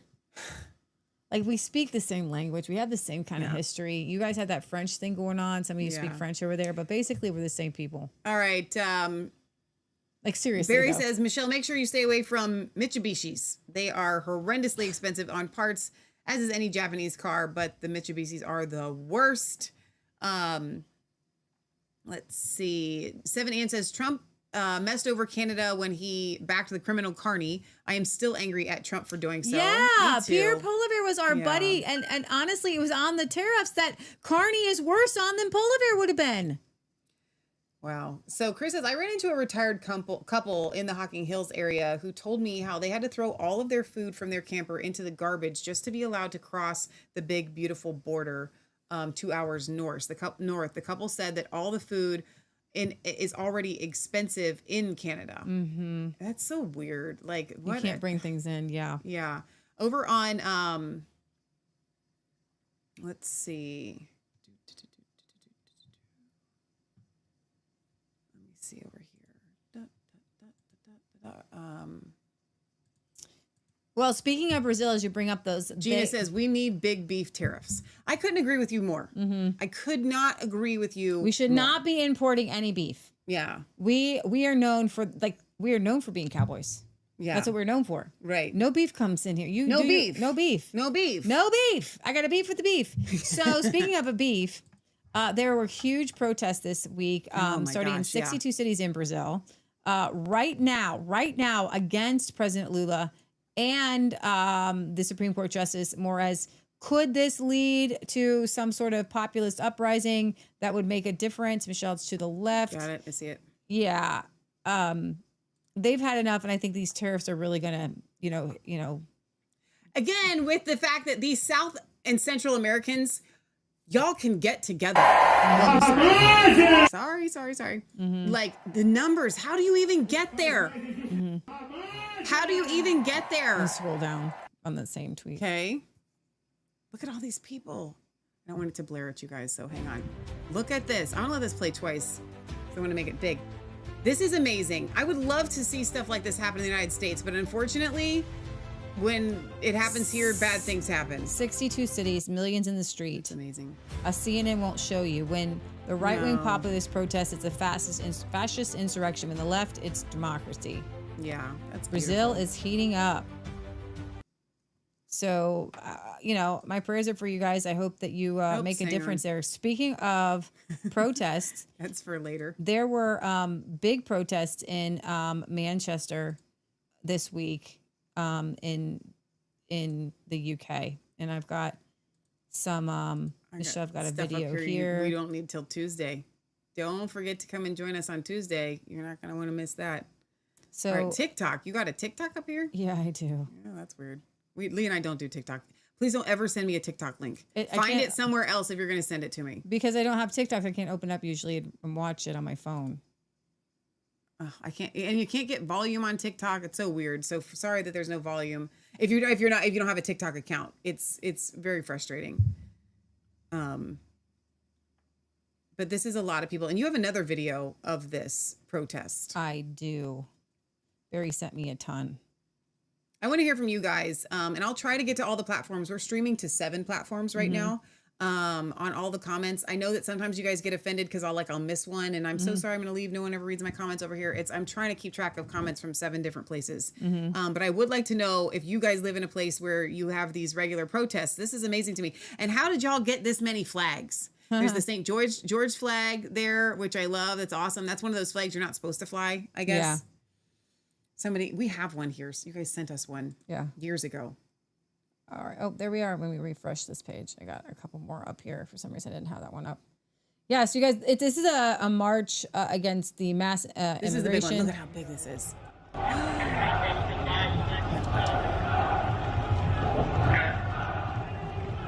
It's so many people. Oh my gosh. Of course, there were counter protesters. Not that many. And it turned into pro-Palestinians, but it's just pro-Palestine, which is so weird. Here you guys are making a statement. Yeah. You're saying, I want my country back. Right. Immigrants are coming over. I've got a video here with Nigel Farage that 900 illegals crossed the English Channel in one day. Did you explain to them while I was looking for comments what this protest is about? That's what I'm telling you about. Okay, that's what I'm telling you right now. They want their country back. 900 illegals crossed the English Channel in one day.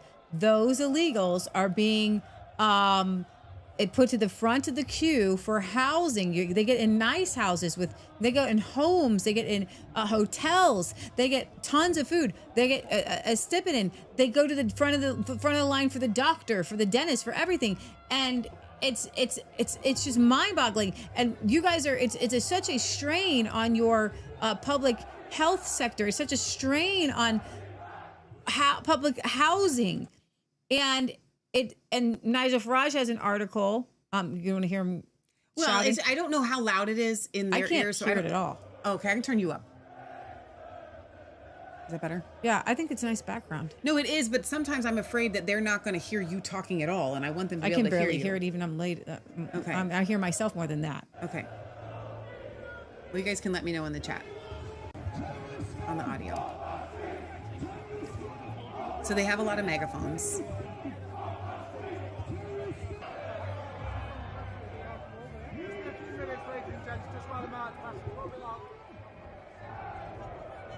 I'm so proud of these people. And look how peaceful they are. For the podcast listeners who will listen to this back later, they have more flags than I've ever seen them have. And it just looks so happy. They look so happy. And I want to know, how they organize. How did they organize enough to know, hey, bring your flag on a pole? Because they don't usually have the flags on the pole like that. That just looks amazing. So, Leah, do you have a kerfuffle over there? No, it's just this one. You can scroll down here. There's another one. This is another angle?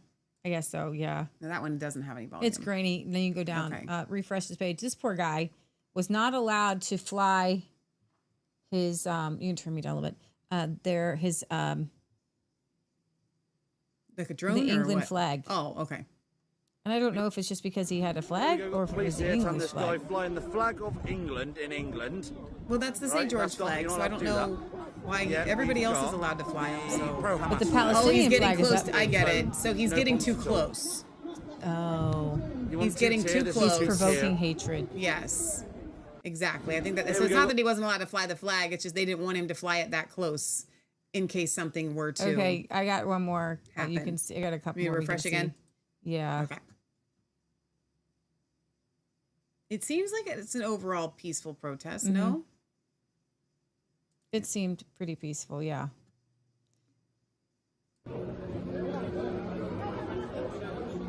So they're fiercely chanting re-immigration. The British people are... I think it's remigration, Remigration, right? remigration. Yeah, remigration, meaning you need to migrate back where you came from. You ain't got to go home, but you can't stay here.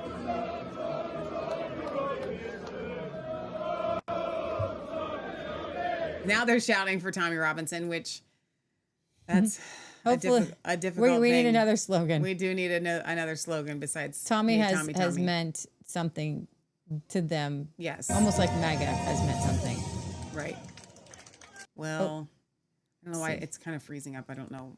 We're having some issues here. here. Twitter's having some issues today. Yeah. Sorry, guys. So a lot of this has to do with Nigel Farage tweeted this out. 2 Afghan asylum seekers have been charged over the alleged rape of a 12-year-old girl, which has left a small Midlands town reeling in shock. The Daily Mail actually today had said. Ahmad Malak something, 23, was charged for rape of an underage girl and another guy, 23, in aiding and abetting and strangulation and kidnapped. Oh my gosh. She is now receiving special care. Despite the huge interest the incident has caused in the small town of Nuneaton, sources have told the Mail on Sunday that Warwickshire police advised local councillors and officials not to reveal the asylum seeker background or of the 2 suspects for fear of inflaming community tensions. One local who contacted us, accused the police of a cover-up in an effort to suppress information which the public have a right to know. He said the police feared Nuneaton would face similar violent protests that took place outside the Migrant Hotel in Epping, Essex last month. And that is just really, really, really sad. So this small town in England, Warwickshire police said the one was arrested 4 days after the incident last Saturday, charged the following day, and he has been in court. And so let's go over here to, let's see, protect our kids. There was a protest there. Warwickshire police said in a statement, at this stage, we do not believe there is anyone else involved to come forward. Let's see, inquiries by the MOS in Nuneaton revealed that these 2 young men lived in 2 taxpayer-funded rented houses. Of course they did. They were there on your dime, assaulting your people. 70 yards from each other on adjoining streets. Both properties are managed by Serco, which has accommodated about 5 asylum seekers in each house.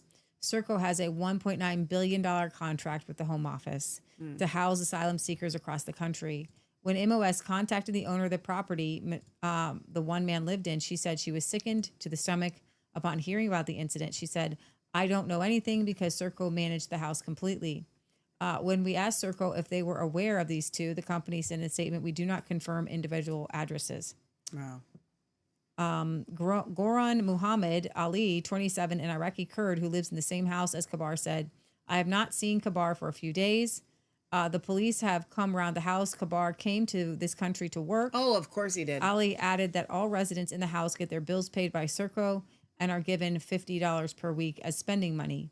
Last night, the councillors from the Tory party, as well as the Labour Reform, who controls Warwickshire County Council, said they do not know much about the incident.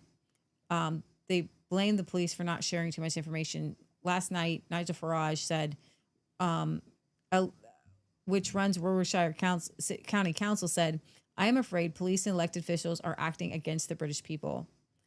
This is really so repulsive and so disgusting and so just horrid because, and you can play this video of these migrants just coming off of these border boats. They're being bussed in. They're being housed. These are just young men. These are not asylums. These are not people in Ukraine or in war-torn countries. Where if they're asylum seekers, where are the kids? Where are the babies? Young, like, what is it? Why are you bringing in all of these young men? Why are you bringing them in? And why are they getting all of their bills paid? They're getting a house. They're getting food. They're getting their cell phone. Everything they need is paid for. And then on top of that, they get an extra $50 a week. Twitter is really struggling for me today. I don't know what's going on. I'm so sorry, guys. But you can see this. I mean, the scene and the picture are just about the same, give or take. I mean, it's just... Well, I don't know if this has anything to do with Ursula von der Leyen's rolling out this digital ID, CBDCs, and a cashless society. Now, remember, Trump is actually a part of this. So, Laura Ingraham, when are you going to call them out? The Europe is saying it boldly while Trump is saying it stealthily, but it's the same style, so Chinese-style social credit system. They're going to roll it out there boldly, and then it will creep into our area. European Commission President Ursula von der Leyen, perhaps the most prominent advocate of that dreaded COVID passport, was out there advocating that we all have to have digital IDs because the future will be digital. You shouldn't have privacy. Apparently. Yeah, that's what she believes. She claims that the IDs can be a real booster to emerging economies. The trick is to build public digital infrastructure, she said, that is interoperable, open to all, and trusted. Joining me now to explain just how dangerous this is, Nigel Farage, former Brexit Party leader. Nigel, this is about global government control and a way to what? Redistribute the wealth away from the so-called wealthy nations to everybody else? Well, it's about control, isn't it? I mean, this is the most glaring example we've ever seen from a prominent world leader. Von der Leyen is the president of the European Commission, 450 million people living within that union. Oh, and by the way, she's unelected, she's appointed, and here she is brazenly saying we need a digital ID card or app on our phones. Now, bear in mind, France and Germany are trialing this already. The European Union, she wants this to be enforced by the early 2030s and, may I add, backed up by a central bank digital currency, living in a cashless society. And now she wants the whole thing to go global. Can you imagine?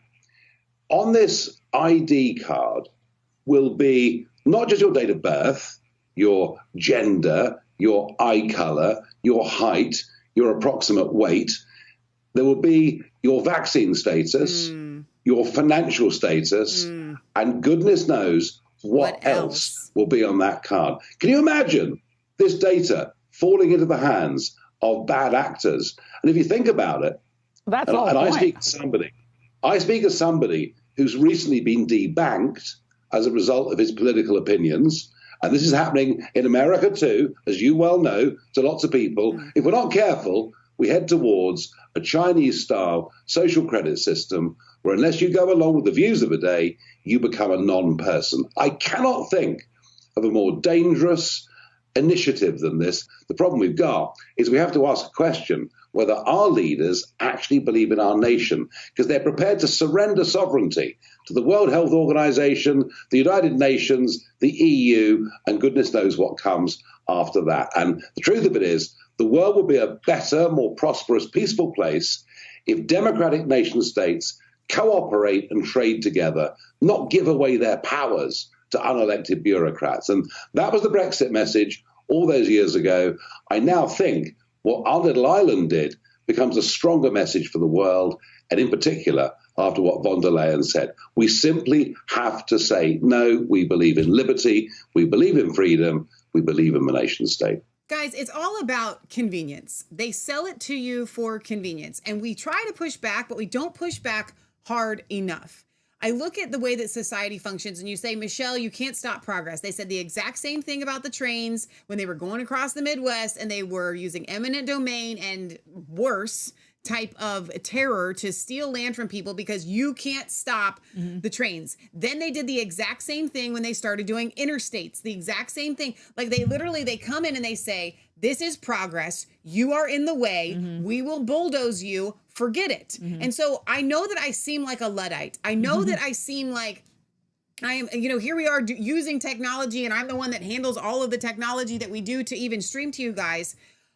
We do this because I feel like we're going into the matrix because we want to be out of the matrix. But little by little, they start to take everything away from you. Do you remember when we were, kids and the nurse would come in with a clipboard and your files and now everything is digitized? Now, I'm not, Michelle, you really sound extreme if you're against that sort of thing.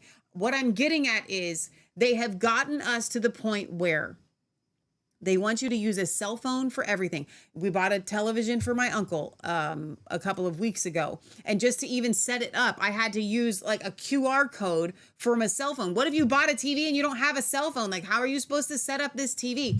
Everything that they're doing is taking us inch by inch and little by little into a digital age where they will do exactly what China is doing. And this was floated to me in conversations by, people that would stop by my house and just different, strangers not in my friend circle, an idea of how it wouldn't be that bad to have incentives or disincentivize people based on the quality of their health for like health insurance companies, right? Where your premium goes lower if you're, less healthy. Okay, well, that's fine. I guess I could kind of follow you there. But then the next step goes to, well, I think that this should be government controlled. I think this should be government monitored. Well, I think that you shouldn't be, allowed to eat this. And they need to make these types of products. There should be a sin tax on Doritos and all of these things. And so the next thing you know, you are at China's social credit score, where the Chinese culture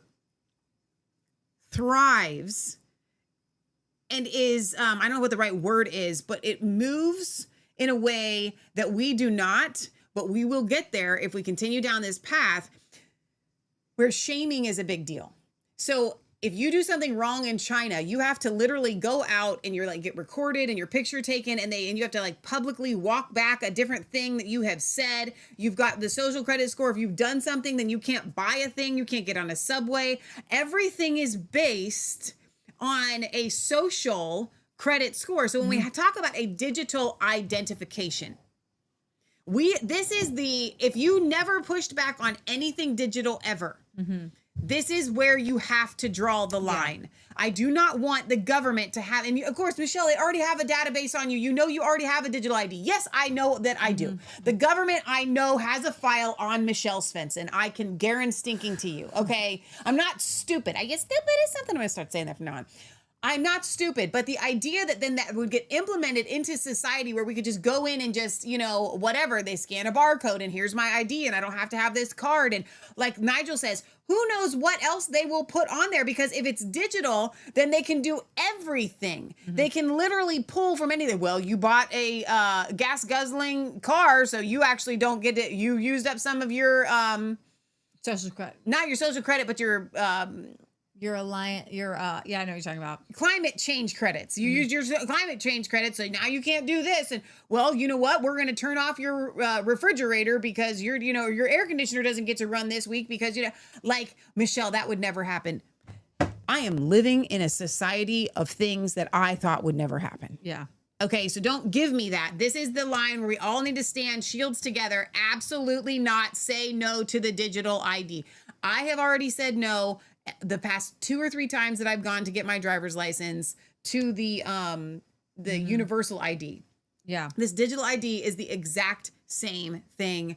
Just say no. I want to know what you guys think about all of this. The Borg says Alberta Prosperity Project has gathered around 240,000 signatures for a referendum on separation, with some supporters favoring U.S. statehood over Canadian Federation. That is incredibly sad. That makes me unhappy for you people. That is Alberta wants to become part of us. Okay. Oh my gosh, that's it. I don't have a problem with it. What kind of world? Where are we at? Because Canada is literally turning into a communist country. As we become a socialist country, you guys are becoming really conservative. They're hardcore. I love the Albertans. I would take you. But I don't want you to have to leave Canada because I think you belong there. Barry says, when the UK finally wakes up, which it is doing now, then Starmer will not know what's hit him. And the Brits have had enough now and are rising up in massive numbers now every week. The government have actually housed migrants in Aldershot, Hampshire, England, in brand new 500,000 pound houses. Of course. While the UK has over 100,000 homeless people on the streets in the UK. Course. Deb says, scary stuff. The data won't be safe. Well said. That's what happened. Honestly, guys, if you're an illegal immigrant, you can get housing, you can get food, you can get shelter. But here, I'm in Claremont County, and there are 6 beds for homeless people, and they're all full. If you're homeless in our county, we have nothing for you. Yeah. But if you are a immigrant, there are endless endless, and they'll get you to the front of the queue, and they will get you an interpreter, and you'll get food stamps, and you'll get all this help because, well, you can't have a green card, so you can't work, right? Yeah. So there's no work requirement for all your medical stuff, and it's so disgusting. And housing has gone up by hundreds and hundreds of dollars. God forbid, like. Honestly, I don't even know what my uncle would do. Like, he gets a little stipend from Social Security that wouldn't pay rent anywhere. No. Nowhere. How would he pay for food? How would he pay for all these things? Like, there's not enough. The government doesn't help you enough. And you know what's hilarious? Is that because he has people in the home who can cook meals for him, I was like, somebody said, oh, maybe you can get him some Meals on Wheels. And I was like, you know what? It'd be great if I didn't have to make sure, because he eats what he eats, and we eat. He's very picky guy. He's very picky guy. So I was like, you know what? Because we make, vegetables and chicken. He can't eat chicken. He does it, broccoli or anything. And so I looked into it. But you can't get Meals on Wheels unless you don't have anybody in your home that can cook for you. You're kidding. We wouldn't take it anyway. We take care of our own. I don't want Meals on Wheels. I mean, that's ridiculous, but that is still ridiculous. Let me read a couple more comments, Leah, before we move on. James says, still too little, too late. Until the UK has millions out there protesting, the government does not take the British citizens seriously. And that's unfortunately true, but I think that their voice is making a difference. Just keep doing it. And that's what Sherry says. We have to resist together. Unfortunately, most people I know fall in line because they want the convenience and the freedom to travel. Sherry says, same here. Homeless get the shaft over the Haitians. Off and On says 2-point verification to set up online accounts. They send code by text to phone to verify identity. No way to function without Smarty Pants phone. I hate two-step identification. Please make it stop. And then a carbon tax. Thank you, Chris. The carbon tax is exactly where we're at. And it's unbelievable. And you're right. At some point, they wear you down. It is an abusive mafia shakedown type thing. Like, we just keep wearing you down until you finally agree that, well, I guess I'm paying the mafia the, $300 a week to quote unquote protect my store from itself. Yeah, speaking of mafia shakedown, Viktor Orban says the Visegrad 4 can block the EU budget with United Front.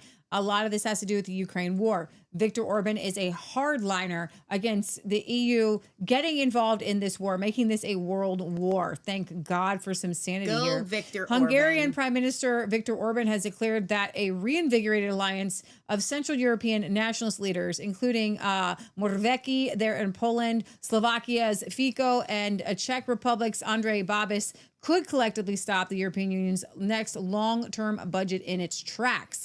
In a televised interview with Polish journalist Michael Karnowski, I'm not going to try to pronounce that, Orban said that the Visegrad group, which makes up Hungary, Poland, Slovakia, and the Czech Republic, is it Czechia there? How do you say that? The Czech Republic, yeah.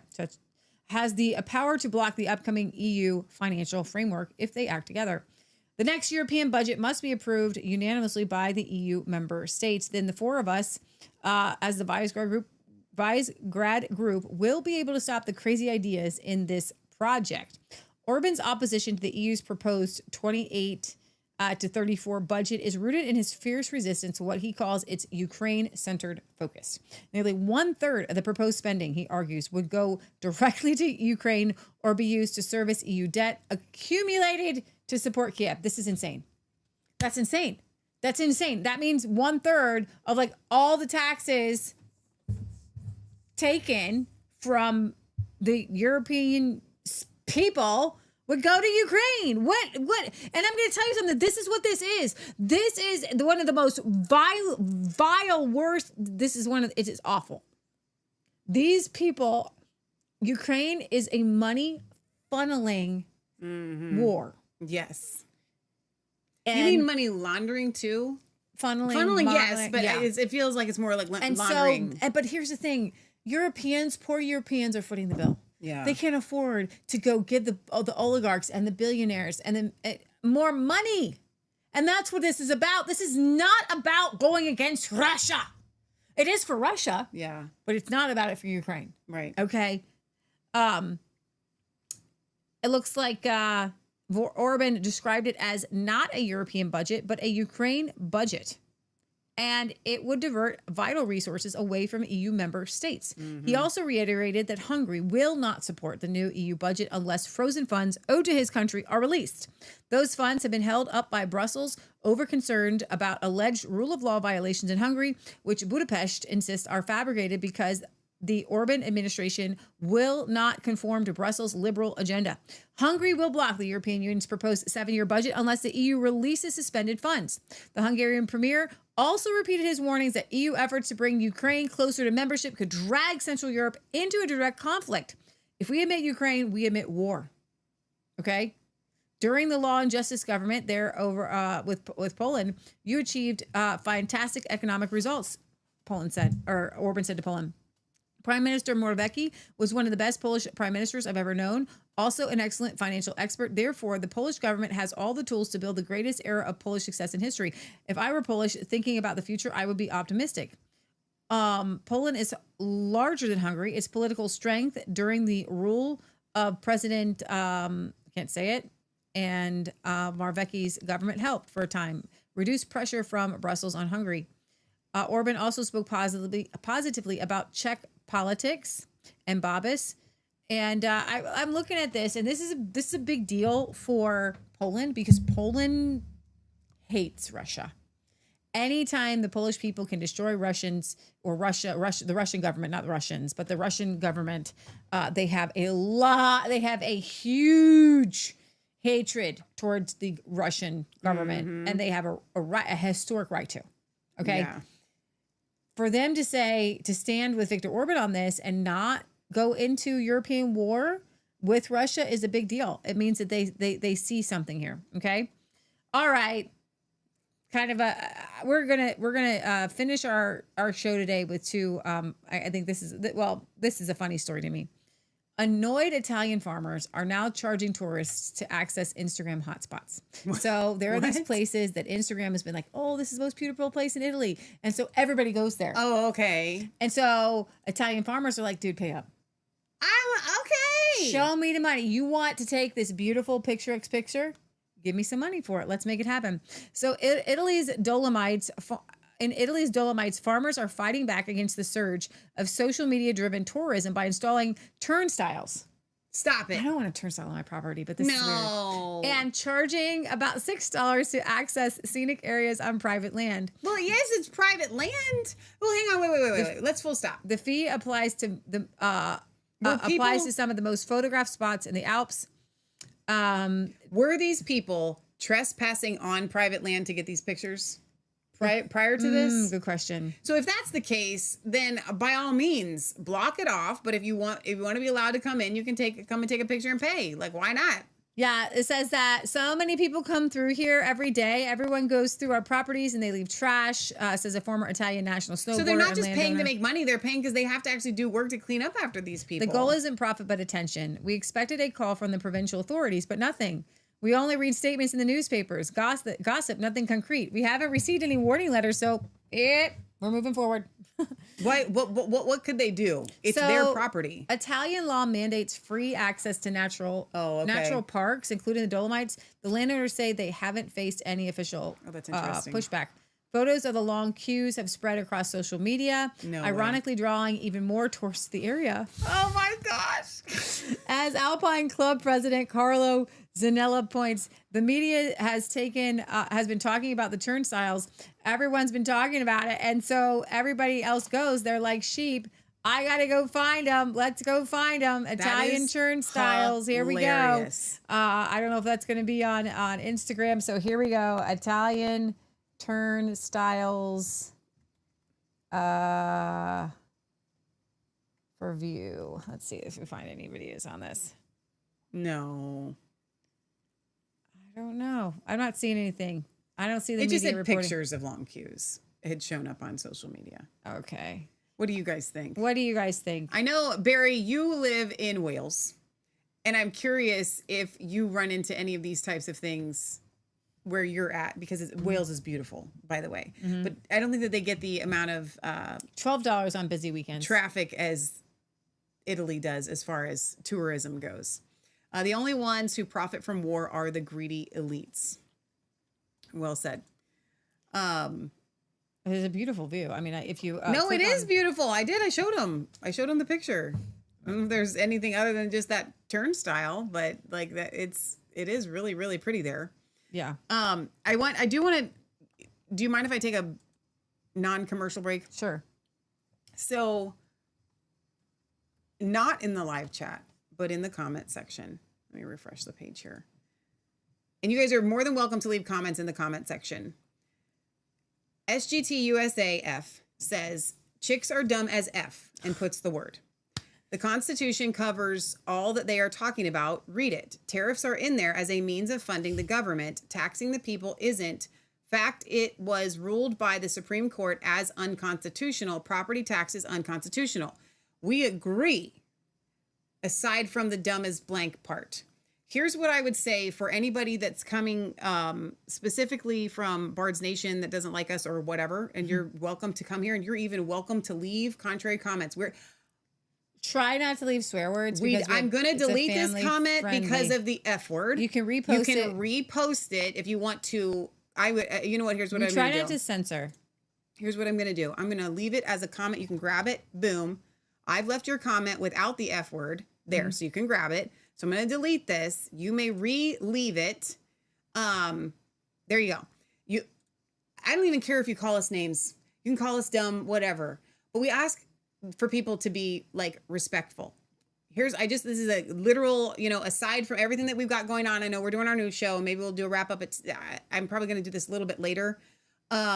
Anybody that is saying anything or questioning anything over there with their people are getting kicked out of the Telegram groups and deleted from the chats. I'm not doing that. You may come over here and you can say whatever you want as long as it is peaceful and as long as it is respectful and not using the F word and a bunch of swear words, okay? Our channel is not the same as over there. I know that everything is willy-nilly over there as far as vulgarity. We know that Scott swears all the time, but we are a family-friendly channel. We are a family-friendly show. So if you have a contrary opinion, by all means, you are allowed to leave it here. I'm not going to kick anybody out for their contrary opinion or because you don't like us. Like, you're allowed to stay by all means. That's not happening over there, and that's kind of sad, but whatever, to be expected. But over here, you're allowed to stay. But the F-bomb is where I have to draw the line. I have to draw the line at the F-bomb, and I would appreciate you not using swear words at all. If I feel like the swear word crosses the line, I will just take the rest of your comment. I will repost it. Mods, you can do the same thing here. I will repost your comment as whatever without the curse words, so you can grab it and repost it. But just at the please same be respectful. time, we do not allow actual just trolling. Exactly. If you're here to watch the show, watch the show. But if you're here just to be a troll, what's the point? Yeah. We don't allow bullies here. Exactly. Yeah. But I don't disagree with the rest of your comment. So why are we dumb? We must be pretty smart. Exactly. We must be pretty smart. I get it. Thanks for calling us smart. Jules says you even get blocked when you comment on other non-Bards channels. She's experienced this. She got kicked out. So I was told yesterday or the day before, all the Telegram channels are gone. And I've been told that by multiple people that have felt like the Telegram channels have vanished. No, you've just been blocked. You're just not allowed there anymore. But what's funny is people that are there stealthily keep posting all these screenshots or keep sending me all these screenshots. I'm not asking for them. I don't like, if you want to send me screenshots, like whatever. Yeah. I'm not soliciting these, but everybody that's there like stealthily is still sending me screenshots of what's going on over there, which actually it's not bad. They're just saying that it's a big nothing burger and to not give it any attention, which I'm fine with that. Let them say that. I didn't. Well, they're lying, but it's okay because there's a lot of stolen money. Yeah. Right. All right, so I was going to end with something fun. I like when we do the European show, I want to end with something fun. Or not the Europe, we call it European show. It's a world news show. Program. So there are other countries besides just Europe, by the way. Amazing. And there's a country called Japan. And I saw this week and I thought, let's share this. Inside the life of Japan's rarest job, cowgirl. This is a Japanese cowgirl. Hi, Tomoka desu. And yes, Japanese cowgirls exist. And like many, I had no idea they existed and had so many questions. So I went to Japan's southern island of Kyushu to visit a ranch and speak to one in person. Happy to have you here. ちょっと馬たちお水が欲しいって言ってるんで、先にお水あげます。The horses are saying that they're thirsty. I'll give them some water.